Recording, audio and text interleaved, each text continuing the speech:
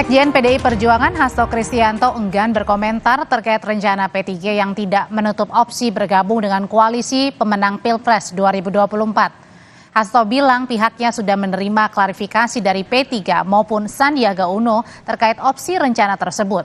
Namun Hasto enggan menjelaskan lebih rinci.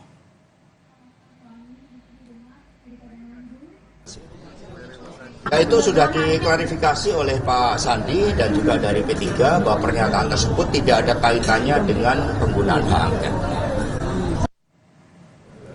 Sebelumnya, Menteri Pariwisata dan Ekonomi Kreatif sekaligus Ketua Badan Pemenangan Pemilu Bapilu P3 Sandiaga Uno membuka peluang jika diajak bergabung pemerintah selanjutnya. Sandi menyebut sangat terhormat jika partainya diajak bergabung di pemerintahan baru. Meski demikian, Sandi mengaku posisi menteri adalah hak prerogatif presiden terpilih.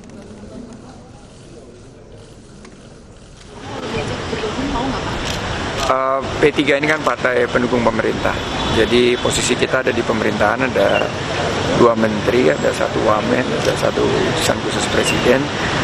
Kita tentunya nanti ada proses yang berlanjut, tapi dari pandangan saya, pandangan pribadi saya, kita pasti akan sangat terhormat untuk diajak membangun bangsa.